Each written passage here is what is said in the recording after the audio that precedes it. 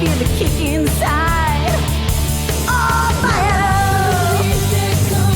Oh, fire. Oh, fire. Oh, fire, fire, fire. Hey.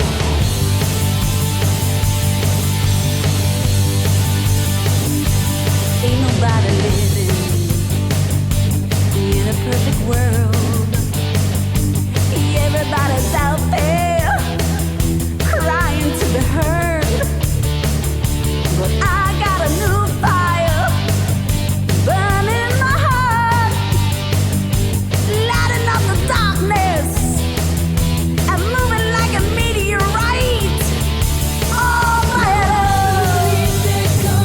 Oh, fire. Oh, fire. Oh, fire, fire, fire. Now I believe there comes a time when everything just falls in line. We live and learn from our mistakes. The deepest cuts are healed by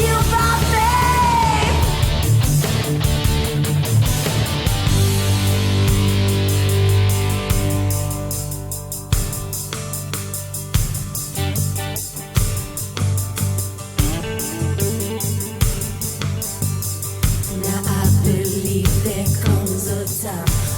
when everything just falls in line. We live and learn from our mistakes. The deepest cuts are healed by faith. Now I believe there comes a time when everything just falls in line. We live and learn from our mistakes. The deepest cuts are healed by faith. Now I believe there comes a time when everything just falls in line. We live and learn from our mistakes. The deepest cuts are healed by faith. Now I believe. Oh, fire. Oh, fire. Oh, fire. Oh, fire, fire, fire. Now I believe there comes a time when everything just falls in line. We live and learn from our mistakes. The deepest cuts are healed by faith.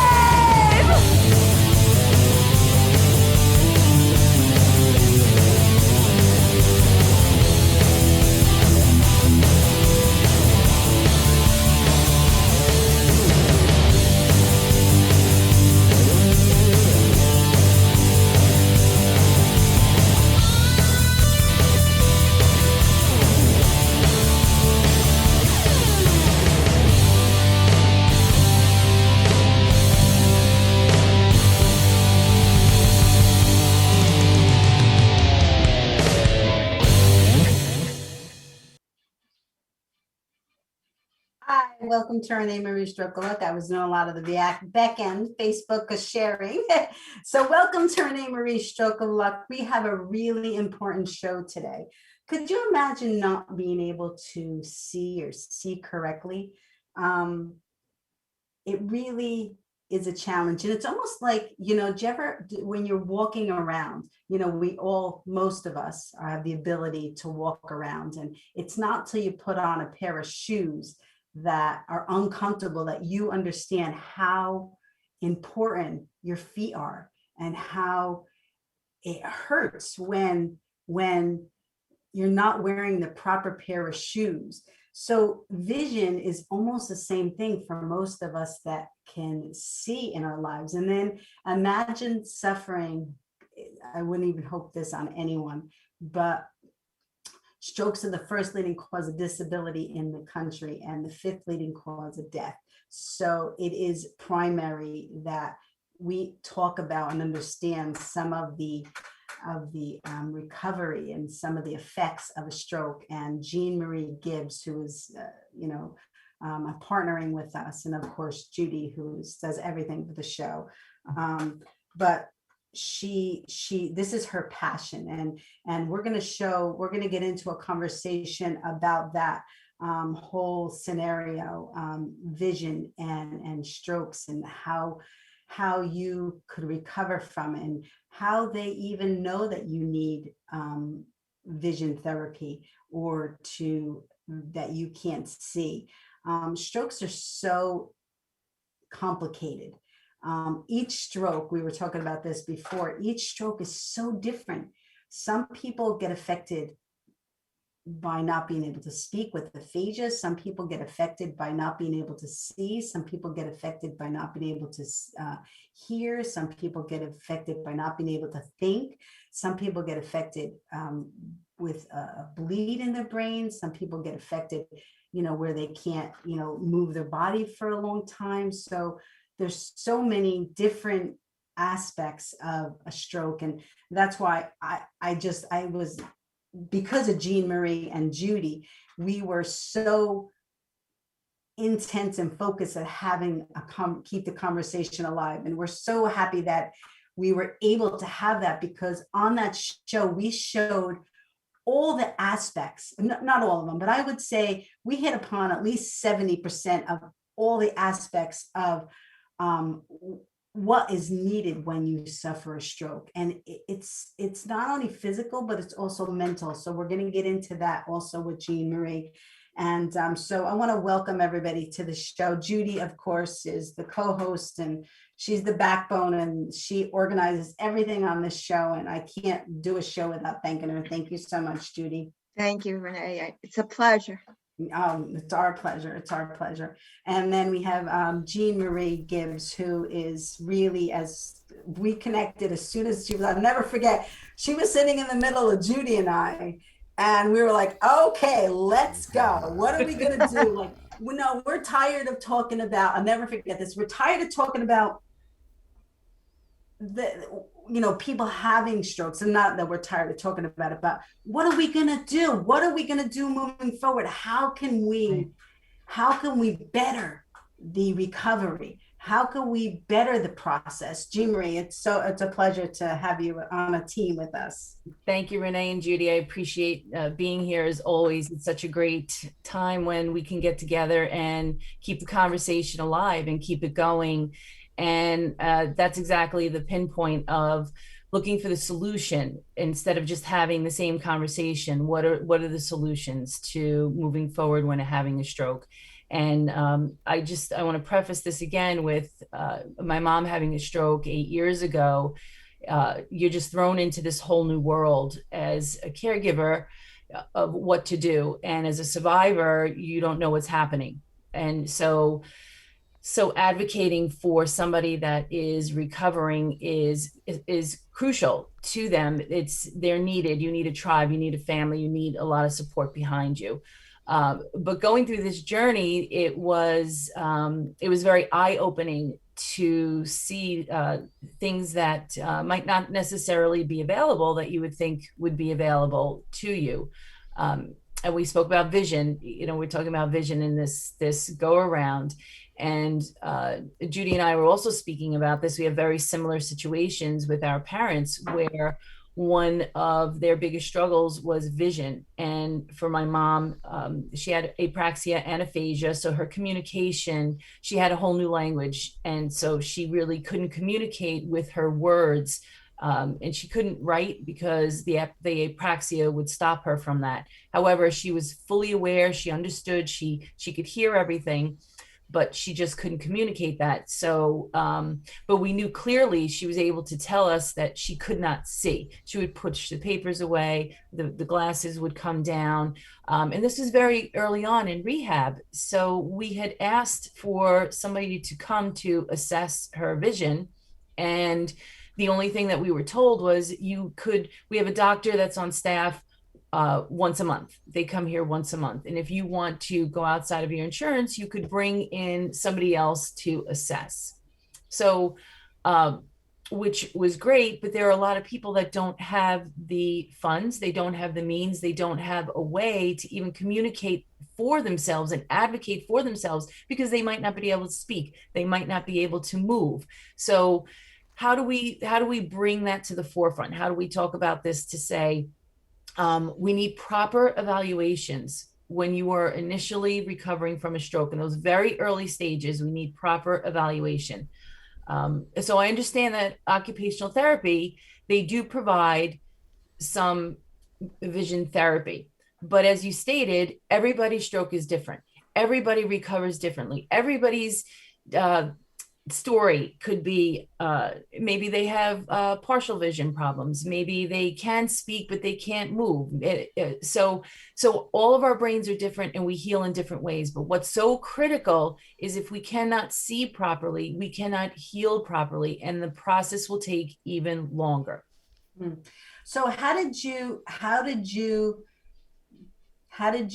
become aware of your mom's need for eye therapy, like, or that she was having a visual problem? Because, and my other question to you is, because I know when I suffered a stroke, I couldn't communicate to my family. I couldn't communicate to the doctors. I couldn't speak.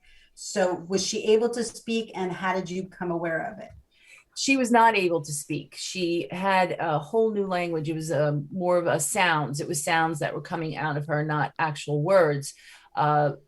So we noticed that when she would move, or we would have something on her table, she could only see to a certain extent, and it would stop right in the middle. She was able to look to her right, but she couldn't see there was nothing on her left side. Right. And that's when I started to realize, well, wait a second, she can't see everything that's over on her other side. Now, this is evaluated in therapy when you're in rehabilitation, 100%. But is she having double vision? Does she have a field cut? Is she only seeing out of one eye? How do you determine that? You need somebody that is specialized and trained in visual therapy to understand what you need. Could she have benefited from prism glasses? You can't just go in there and say, well, I think the bifocals that she used before might not work, so let's try trifocals. Well, how do you know that's going to work? How can we determine what she can and cannot see if she's not communicating? So for someone like my mom, who is very extreme, it could be a little bit more difficult, but there are options if you have somebody that understands the effects of stroke and what it can do.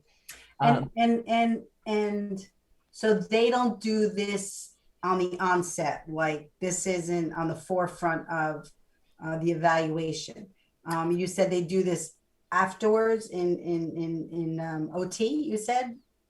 It was in, we had initially, we did not have an eye doctor initially come in when she was in the hospital. And it was when she went into rehab that we did have an eye doctor come in and then determine that her vision was off. But we had no options. Okay, her vision is off, so what are we doing about that? Because now she can't see, she can't walk. She can't see, she can't do the iPad. She can't see, she can't write. She can't see, she's sad, she's upset. And you have enough going on to try to recover. Your whole person as you knew it is now different. And I can even imagine, because when I was going to physical therapy, I remember having to throw these bean bags in a basket. So if I couldn't see, I couldn't have physical therapy. That's right. Right?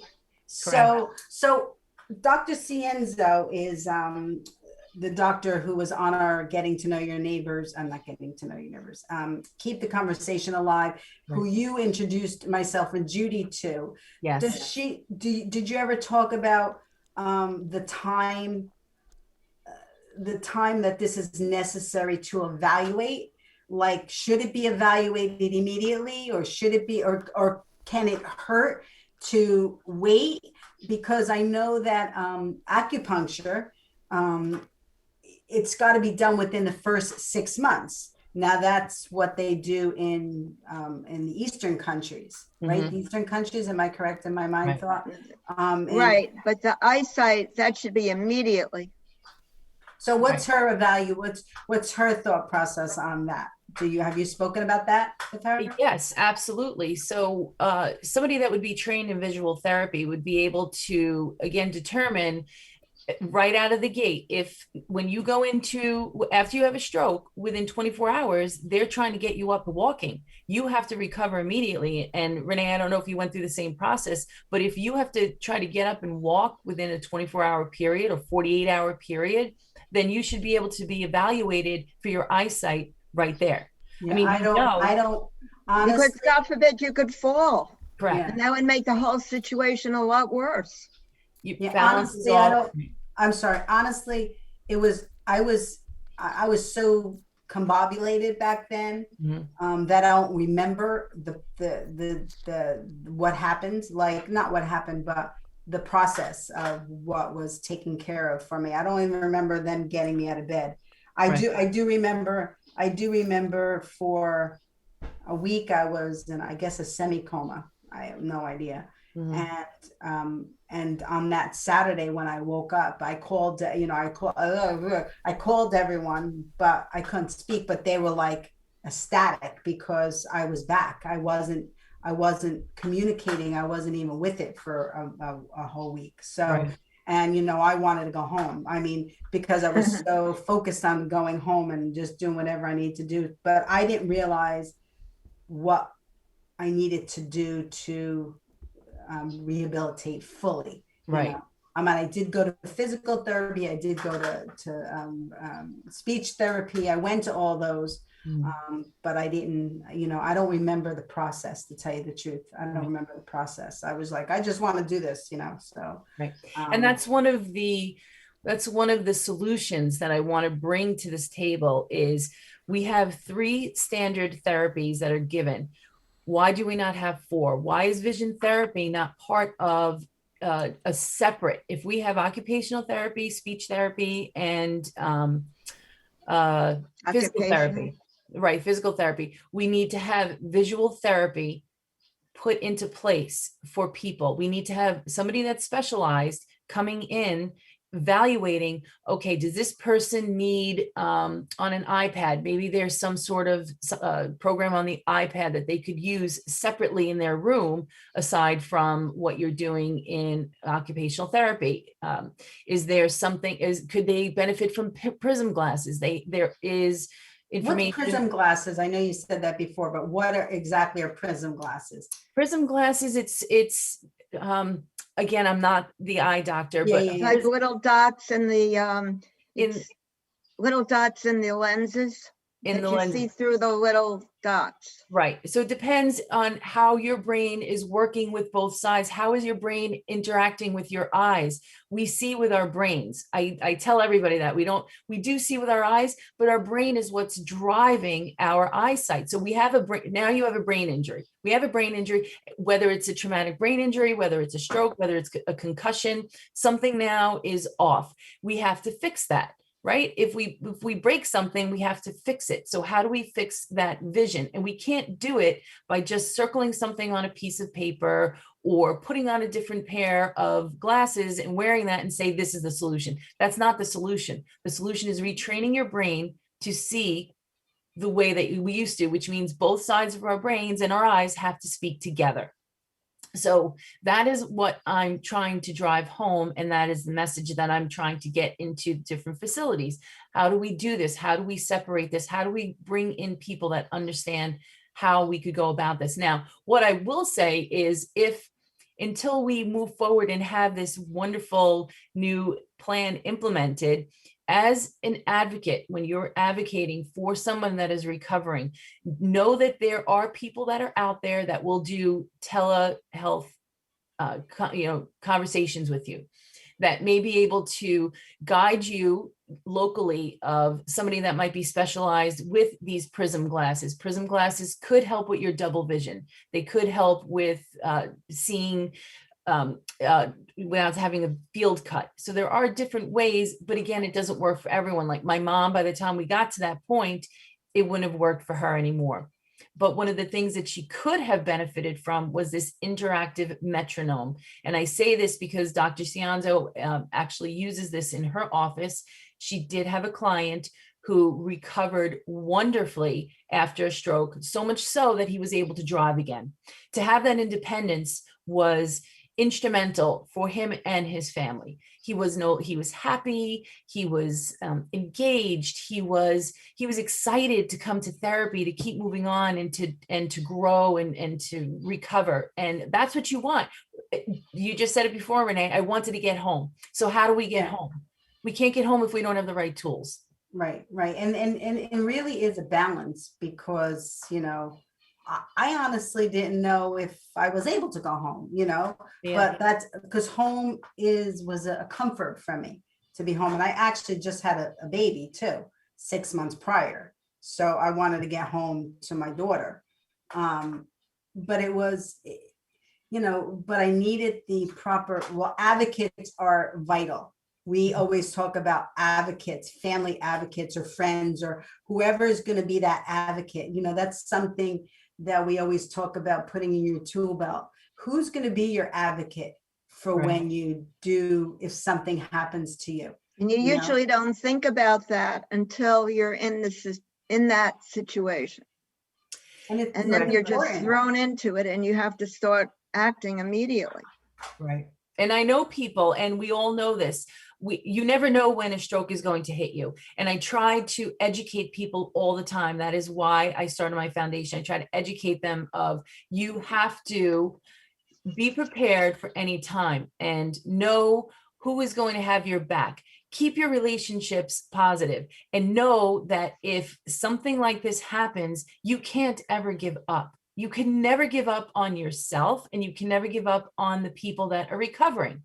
We are all so busy in our lives, but I've said to someone, I said, you know what, have you ever put a piece of tape over your mouth and not been able to speak? Or why don't you tie your leg to a chair and then try to walk? Said, you're Right. going to be frustrated, right? So Yeah. you have to have that compassion with somebody that is recovering from a brain injury, because they didn't ask for this. It's just happening. And now, as we know, there's a lot of information out there where there's a lot more people from COVID that have had these blood clots, a lot more younger men. And so stroke has no age. There is no age. It can happen to us anytime. So what is our contingency plan? How do we move forward? How do we prepare ourselves for what can happen in the future?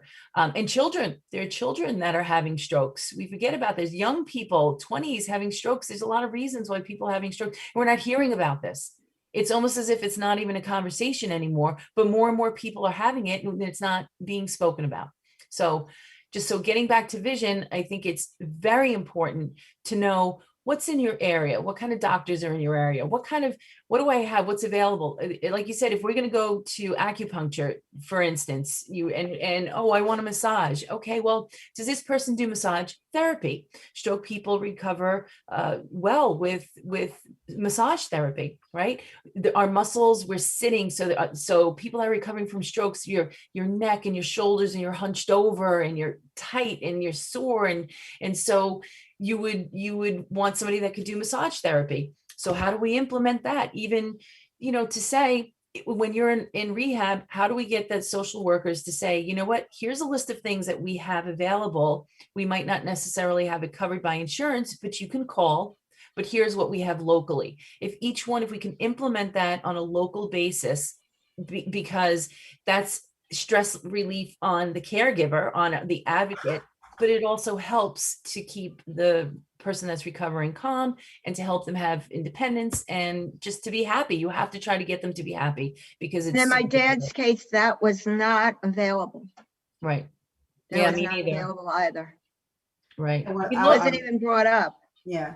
I mean, I was 26 when I had my stroke. So back then it was, it wasn't known that young people, wasn't publicized, let's put it that way, that Right. young people can suffer a stroke. That was one of the reasons that I began to do my foundation, is to let people know that it can happen at any time to anybody. It doesn't matter your age. It really Right. doesn't. And we have to know the signs so that we could prevent, or at least try to minimize the stroke, what's the word I'm looking the for? recovery.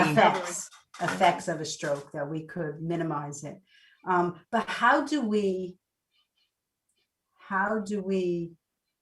we have to get in touch with to make this a standard Standard. across the country, not just in one hospital, but like you were talking about before, because you and I and Judy do not think small. We're not thinking, let's just do our little hospital. Yes, we want to do our hospital, but we want to make it a standard across the country, Nationwide. nationwide. So Right. who do we have to touch to do that?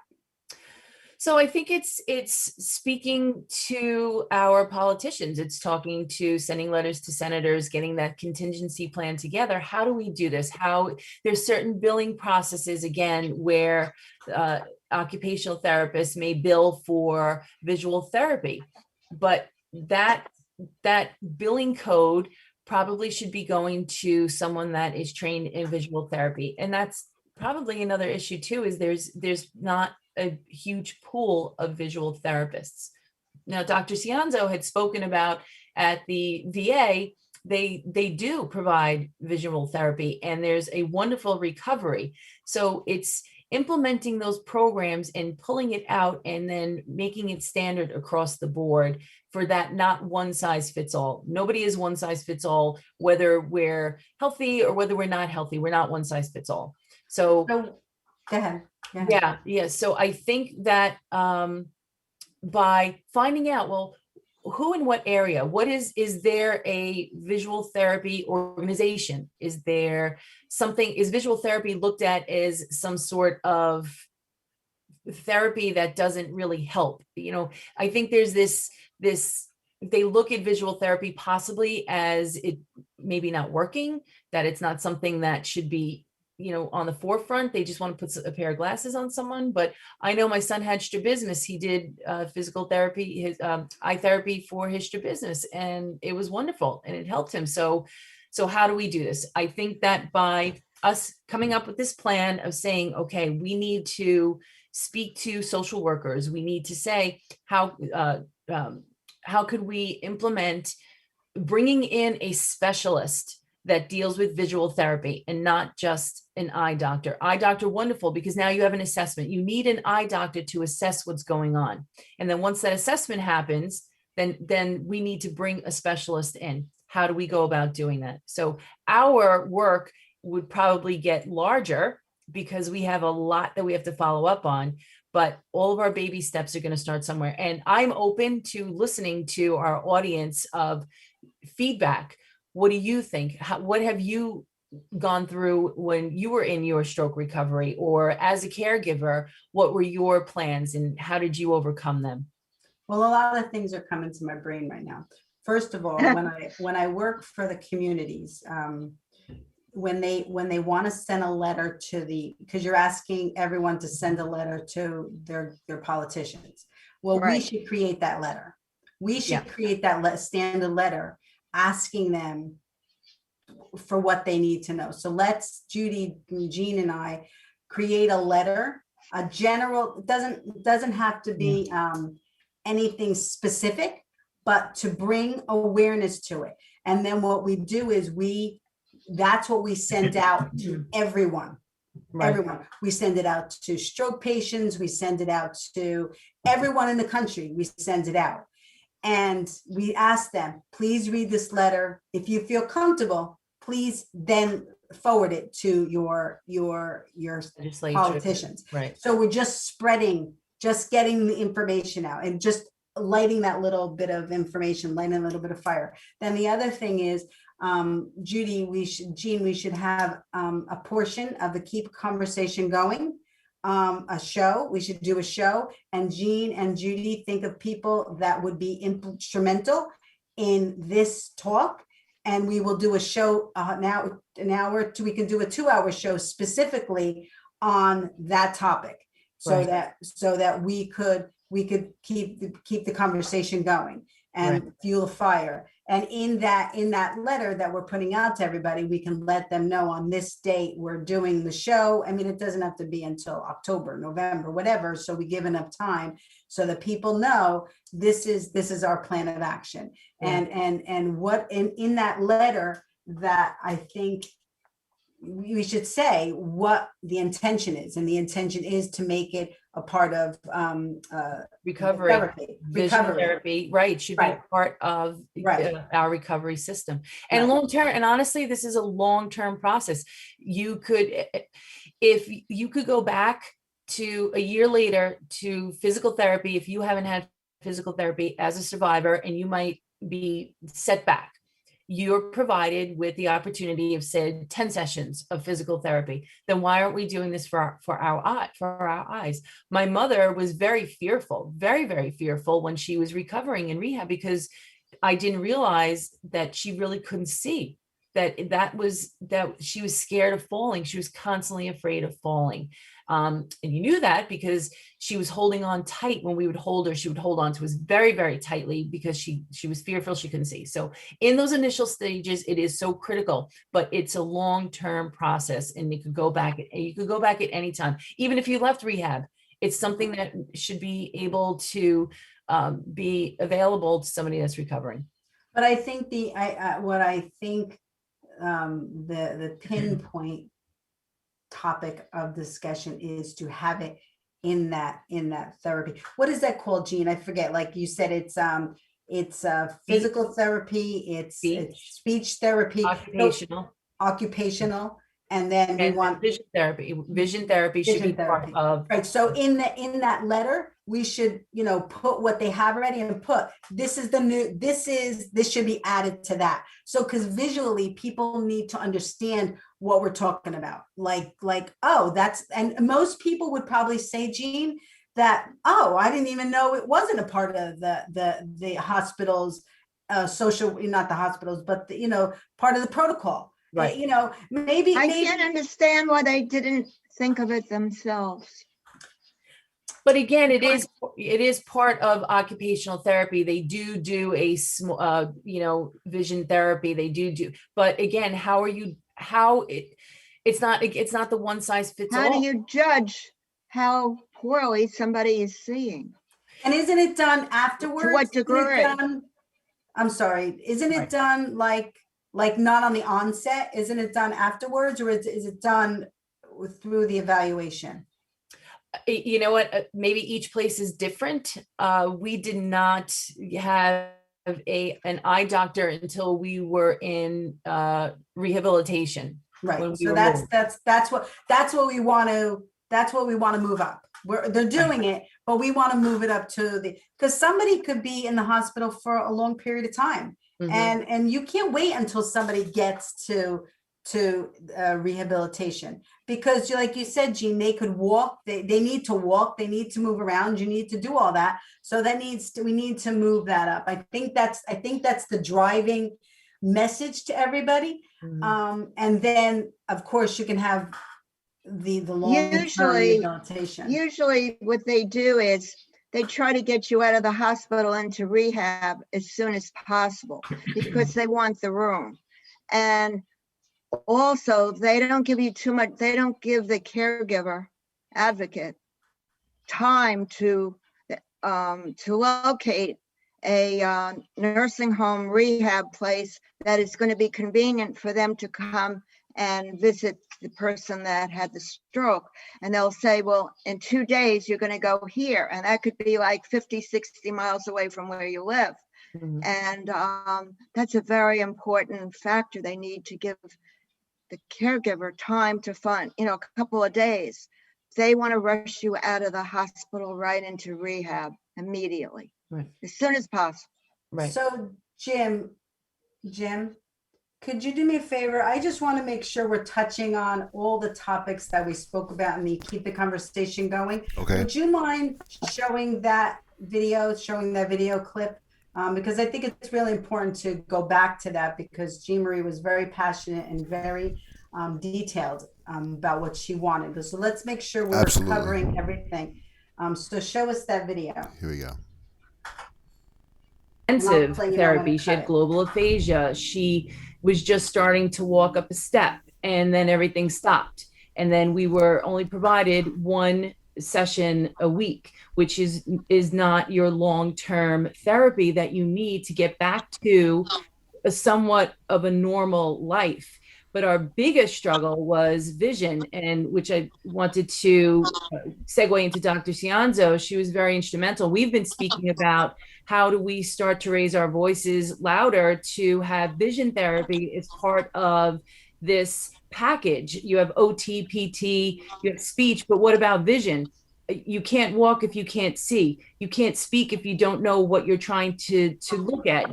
You have all of these obstacles, and you have no way to bring all of this together. So this is what my foundation is focusing on, is trying to raise awareness, is, as Andrew said, to get our governor, to get legislator going of, we need funding. We need to get this for people in poor communities that don't have the money. They don't have the capability. They don't have the extensions of bringing into their families or the support. So how do we bring that to them? And Dr. Cianzo, who many years later started to work with my mother in helping her with her vision. But when you have global aphasia and you have difficulty, you can't speak, you need someone, you need a therapist, a vision therapist that will be able to help. That is not provided anywhere right now. So as we stated, we need to raise our voices. We need to make sure that we could advocate and get this to be funded across the board, across the states, so that people could see better. They could see what they're doing. So there was a few people that said, I don't have peripheral vision. My mother had field cuts. She couldn't reach over, and the frustration and the depression, it was all a part of it.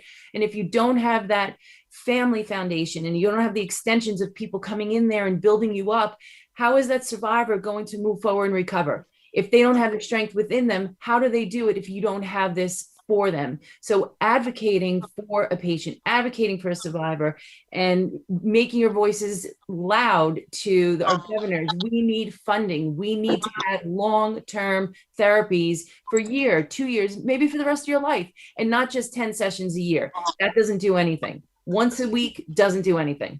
Can you start a petition on that? Like a petition? Is that something that we could start a petition on? Yes, and again, segueing to Dr. Cianzo, I would love for her to take over for that. We were speaking about how could we do that together, if she would like to take that over. And you could take it over, Doctor, but I want to mention something that I'm sad to see that. I believe the concept is that once you suffer a stroke, and there's so many illnesses, but we're just, Jen, you're off, right, Jim? I think it was really important because you specifically said the same thing, so it shows how passionate you are. But I think rather than the petition, I think the letter, that just to create a letter, a standard letter. So I think also that will unite us. We're not all going about it different ways. We're all going about it under one umbrella. Mm-hmm. And so people understand that. I think that would be incredible. So I can't wait to start that process. But let's talk about two things. You said you're talking about depression in there, and also funding. Like, what kind of funding is needed for that? Well, these are big programs. Therapies are very big conglomerates, and there's billions of dollars that go into that. And that is why there's such small amounts of therapy once you leave therapy that is provided to you. The number, I wouldn't be able to pull a number right now, but as Andrew Rea was speaking on your last show about New York State, there was a big budget that was passed and $0 went to stroke. Zero, nothing. There's nothing. And stroke is one of the biggest disabilities, long-term disabilities, that somebody has to recover from. So how can we recover properly, give the best chance that we can, if we're not provided funding from our states and from our local government as well? So this is a very big step. As you said, Renee, we don't do anything on a small scale, but we don't have a choice. We have to start making our voices heard to give everybody the best chance possible. Some people might recover quicker than others. Some people might have the rest of their lives. But how do we do this? So speaking to our local politicians, having them guide us through, having this one main letter that will state this is why we need to have vision therapy. And Judy said it, when you are a caregiver, your whole world is changed. Your loved one is now recovering from a stroke, and you're just trying to keep it together. In the very beginning stages, you don't know what's going on. You don't have the answers to anything because you don't know how that person's going to react at that moment. So we don't have the wherewithal to think about, wait a second, I need to bring in vision therapy. Right. I need, I need maybe I need a special tape. There's special tapes out there. Oh, wait a second, there's a spoon. Oh, I heard that there's a spoon that's sideways that could help me eat. Maybe a place that you're in might not provide that. We don't know. I mean, I know it's standard, but so we're thinking about all of these things to help them recover. Vision therapy is so instrumental. I cannot be more passionate about this, that it has to be provided. So as far as a dollar amount, that's going to have to be determined. I'm sure it's going to be a lot, but if it's something that we could keep speaking about, reaching out to other foundations that also, maybe there's organizations that vision, the ophthalmology, we could speak to the ophthalmology departments and say, or the neurological departments and some of the larger hospitals, this is what we need. How can you help us provide this? And maybe they can absorb it on their end. Each person, each place has their own funding and they know what they could do. It's just getting that in there. So it ties right into where I was going. I want to talk about the depression in 2 minutes, but my organization, our organization, one of the third mission statement is to help those that their insurance ran out. And honestly, we haven't had the funding to be able to do that. So Jim is partnering with us, Village Connection Network is partnering with us, and Jim is such a great guy. Jim, I want you to come on the screen. Are you on? I will be momentarily. Okay, so Jim is partnering with us, and he actually started a Village coupon. So Jim, I'm going to let you share a little bit about that, because the truth is that we want to help those that their insurance ran out. Because like ReneMarie said, it's getting, she didn't say this, but it's getting less and less of therapy and after recovery that people can go to their insurances for. And one of my passions, another of my passions was money shouldn't be the answer to recovery. Money shouldn't be. My world, and me having gone through it, I want people to recover first and then worry about the finances later. That should be the way it is. People are people. We shouldn't throw them to the curbside because they had a health issue. And especially, they should all be equivalent. Heart attacks, cancer, strokes should all be equal in the world. And I was blessed to have my father, because my father, the only thing he cared about was my recovery. That's all he cared about. He paid for everything. He paid for all my out-of-pocket expenses. So I know that it's my purpose to help those to feel that same comfort, to not go through what they're going through. And Jim is partnering with us because if when you buy, first of all, I want to tell everybody, Jim is sponsoring the shows. He does not charge us to do the shows. We're partnering. We do come up with finances in the backdrop, sharing finances. So we are supporting him in some aspect, but he's partnering with us because he really wants to make a difference in this stroke world. And we are so grateful for Jim, and we're so grateful that he's sponsoring our shows. So he came up with the Village coupon. I'm going to let Jim share a little bit. And the truth is that when you're helping your business, you're also helping our organization to help those that their insurance ran out, because that's the next big ticket that we want to accomplish. So Jim, I'm going to let you talk a little bit, and then we're going to show the video, and then we're going to talk about depression, and we're really going to wrap things up to how, our mission and keeping the conversation alive. So go ahead, Jim.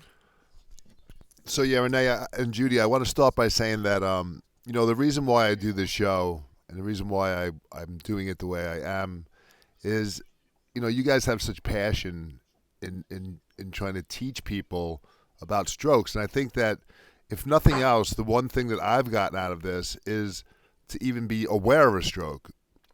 And I think that's the most important thing in the world, is to actually be aware that you could be having a stroke, or that your wife could be having a stroke, and to what to do about it.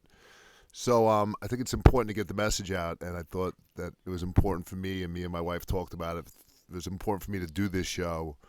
It makes me feel good to do it. I get up early on Sunday. I don't have to. I want to. I would get up. I want to do the show. So and Jim, I just want to add something, because Jim, when Jim sponsors, we can give Jim a sponsorship because we're a 501c3. So I don't want everybody in the world to think that Jim can do this for them, because we're a 501c3, right. We have the opportunity to give him a tax exempt number. So that's part of the partnership that we have. And that's definitely helps. So Jim, talk a little bit about the coupons, and then we're going to show the video. Then we're going to finish it up with ReneMarie. The coupons are basically, I live on Long Island. We have these coupon books that come to your house once a quarter. They're mailed to your house, and they have coupons in it. You can use them. Go to a store. So my idea was that, what if you can take these coupons and make them so everyone can have them all the time? So the only way to do that now with technology is through a phone. So my coupons are a coupon book on a phone. So think about it where it's just a coupon book, but it has all the advantages of being digital. So you can share it, you can get a map, you can call it, you can reserve a table at a restaurant from it. You can do all these things in addition to having this coupon. It's not a piece of paper. So, the thing I'm doing with Renee and her organization is that, if a salesperson sells coupons, they get a commission. So the way we're going to do it is we're going to take a portion of the sales and donate it to the charity. So that when you take out a coupon through Renee or Judy, you're actually helping their organization, as well as taking out a coupon to help your own organization. Right. So it's a very simple idea. I've had it for a long time. I had it before social media and things like that, but I just never did it. It was just in my head. But now everything caught up, and you're able to use it in so many different ways, and sharing it and getting it out there, that it has an unlimited potential of audience. It just keeps going on and on and on.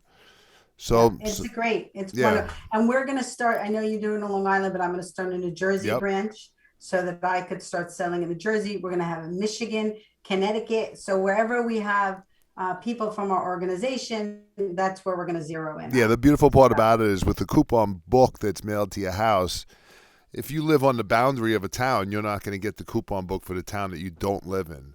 So with this coupon book, you're available to get coupons anywhere. So Renee can put a coupon up in Jersey. I can put a coupon up in California. And when I go there and I hit the button that says, are there any coupons nearby, it's going to pick up anywhere you are. Yeah, so it's pretty great thought, Jim. Great. So can we show the video? Oh, absolutely.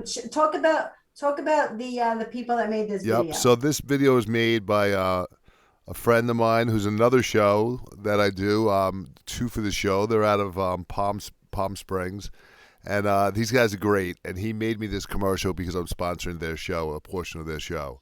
So it just came out great. I love it. It's they do the two for the show is old Hollywood, so it's old school. So the video is kind of captures that a little bit. So here it is. Afford your customers a great way to save hundreds of dollars. Be a part of the latest and most innovative way to promote your business just for showing your phone.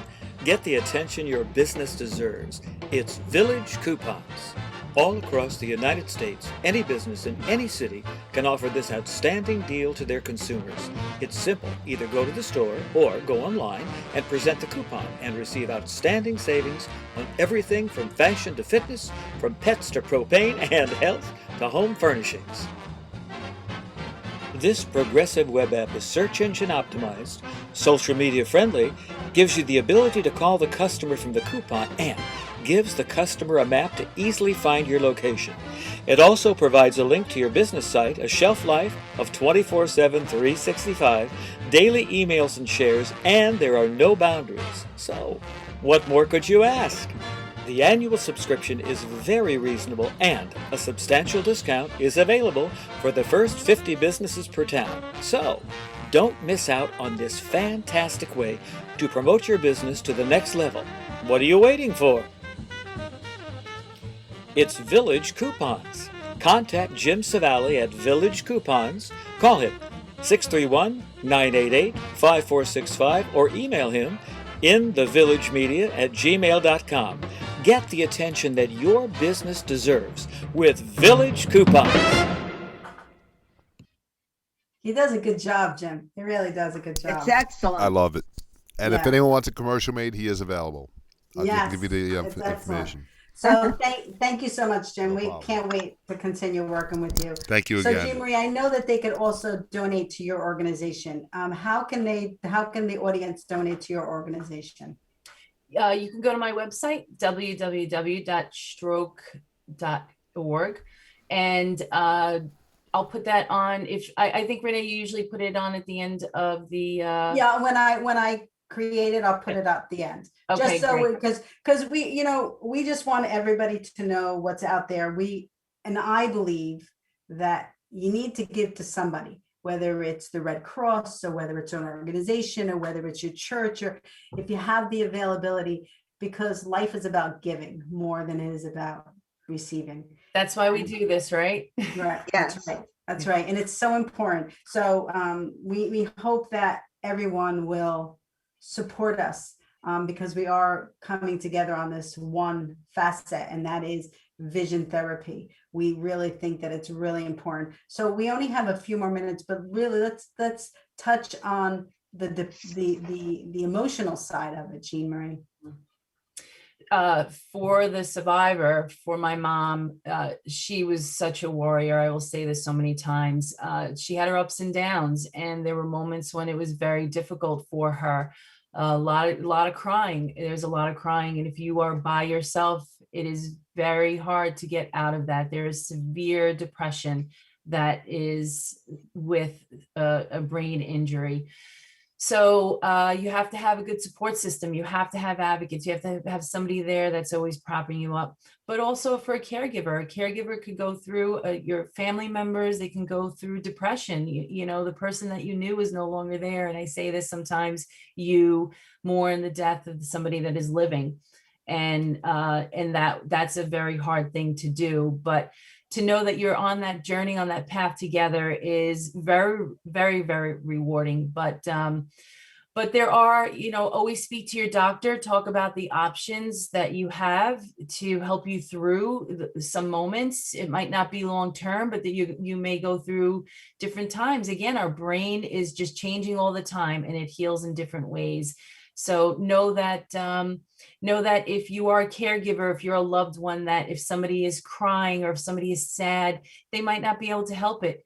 If they were happy at one time and they're not now, remember that they are not the person they used to be, but you can help them get to where they need to be by being that advocate and just being patient. You have to be patient with somebody recovering because they're just trying to figure it out too. Yeah, we had a gentleman on the show a long, long time ago when we were doing that in Madhouse that would cry on the spot. He didn't even know why he would cry. You know, he would just, it's so sad, and that's what you brought up, a while ago was, don't be so judgmental of people. You don't walk in their footsteps. You don't know why they're acting or responding or reacting to situations because you didn't walk in their footsteps. Right. It's a chain reaction. A parent that has to take care of a child that may be sick or crying, it's the same thing.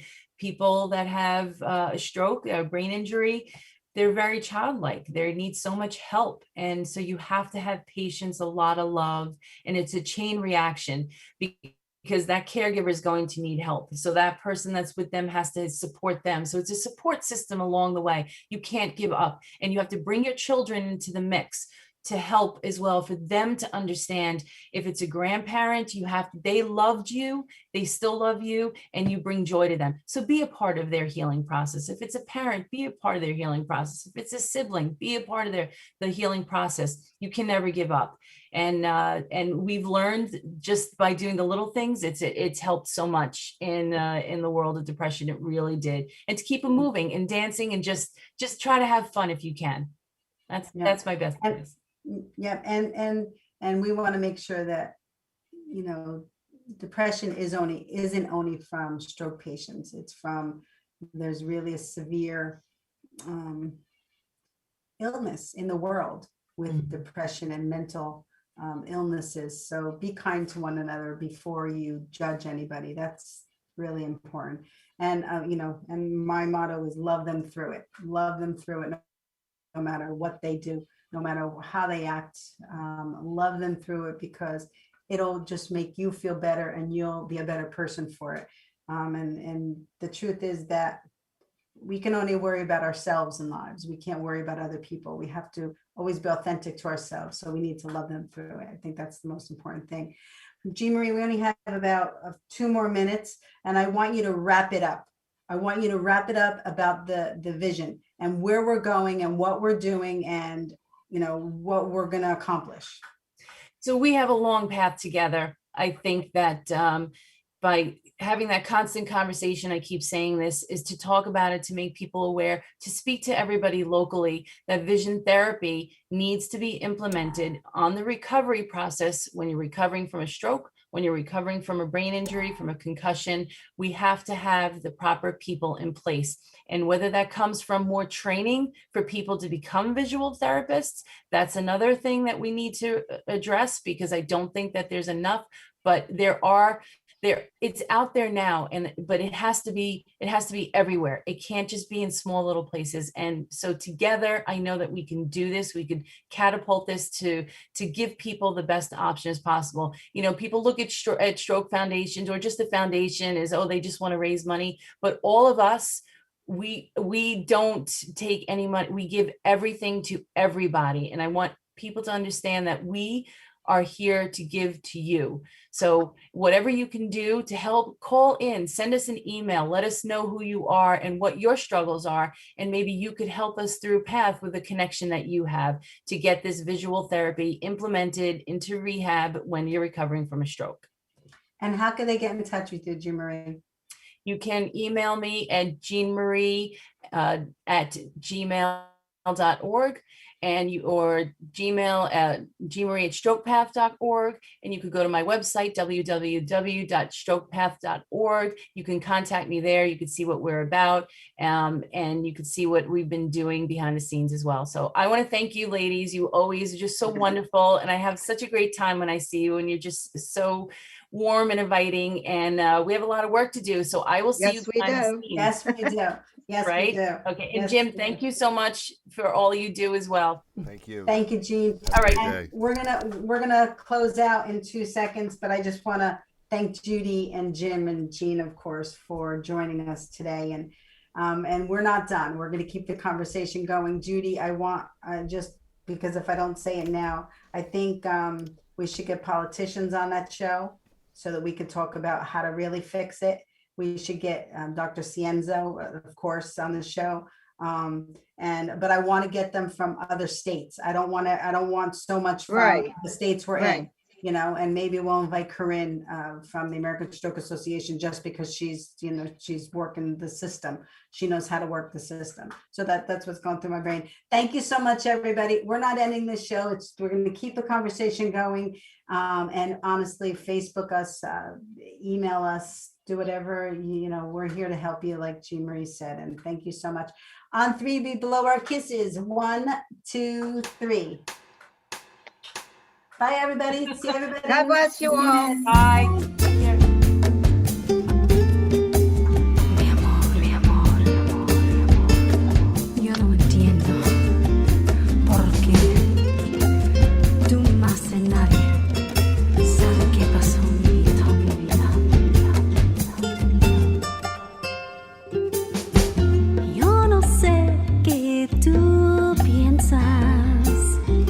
Yo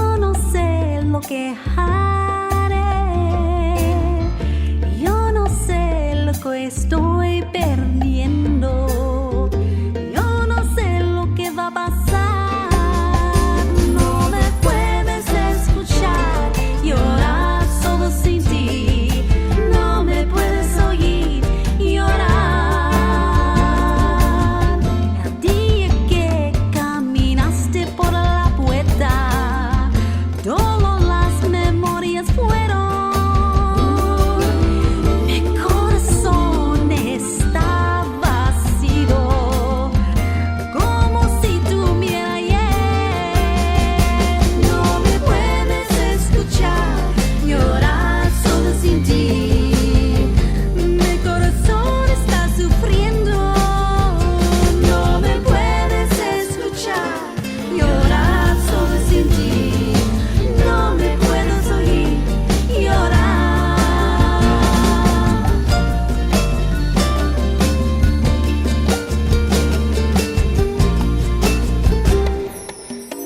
Usted está en mi sueño por la noche.